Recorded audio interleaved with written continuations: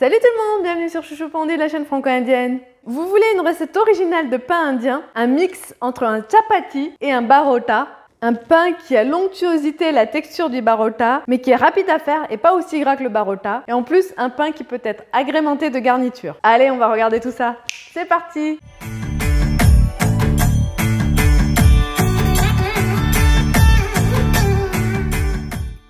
Alors, 3 étapes pour cette recette. La première, c'est faire la pâte à pain. La deuxième, façonner le pain. Et enfin, la cuisson. Pour faire la pâte à pain, on rajoute dans un bol 1 cup de farine. Nous, on prend de la farine complète Atta de la marque Ashirvad, une pincée de sel. Puis ici, l'astuce, c'est de venir rajouter l'eau petit à petit. Alors nous, ici, pour 1 cup de Atta, on a besoin de 1 demi-cup d'eau. Après, ça dépend de votre farine.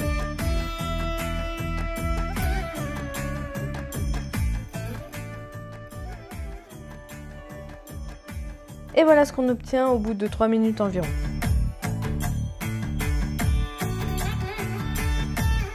On fait 3 boules et on met de côté.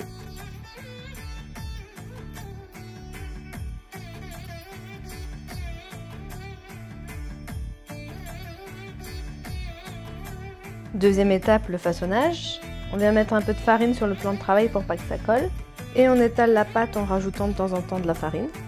C'est tout un art. Et d'ailleurs, c'est la recette de mon chéri cette fois-ci. C'est lui le chapati master de la famille. Alors, on doit étaler suffisamment grand. Ça doit être plus grand qu'un chapati. Allez, c'est parti, le fourrage maintenant. Là, c'est la partie où vous pouvez mettre ce que vous voulez. Nous, on vous propose une idée. Nous, on met un peu d'épices chouchou pondu, du paprika, un peu de ghee. Moi, je vous conseille d'en mettre. C'est pour obtenir cette texture de feuilleté. Après, vous pouvez très bien utiliser du beurre ou une autre huile végétale. Nous, on rajoute de l'ail et des menthes finement ciselées. Franchement, la combinaison des deux, c'est une explosion en bouche. C'est délicieux. On vient replier la pâte ensuite sur elle-même. L'astuce ici, c'est que de temps à autre, on vient remettre un peu de farine, toujours pour obtenir cet aspect feuilleté et ce côté croustillant. On roule la pâte sur elle-même et on vient former notre petit escargot.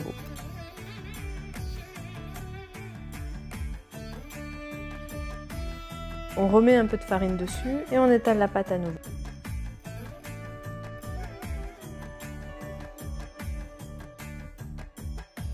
Et c'est prêt pour passer à la poêle. Vous voyez, c'est pas sorcier et c'est ludique à la fois. Vous pouvez même le faire avec vos enfants. Troisième étape, la cuisson. Alors, petite parenthèse les amis, j'ai trouvé cette poêle en fonte, le fameux cast iron tava ou encore dosa kali qu'on utilisait à l'époque, mais compatible avec l'induction. Moi, je vois vraiment une différence quand je fais mes dosa, mes chapati, mes barota, etc. Donc, je voulais partager ça avec vous. Je l'ai trouvé sur Amazon, je mets le lien pour ceux qui sont intéressés. Je précise que je ne suis pas sponsorisée, hein. Enfin pas encore en tout cas. Encore une astuce, pensez à ce que la poêle soit suffisamment chaude avant de mettre le barota. Voilà, donc on reprend, on vient mettre un peu de ghee lors de la cuisson. On vient cuire en gros 2 minutes de chaque côté jusqu'à l'obtention d'une belle couleur dorée comme on voit ici.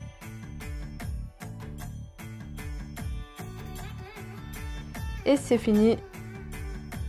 Et avant de manger, on vient faire comme les barota master pour que les couches se séparent davantage. Et c'est prêt! On aura mis moins de 15 minutes pour avoir un chapati fourré avec un effet de barota.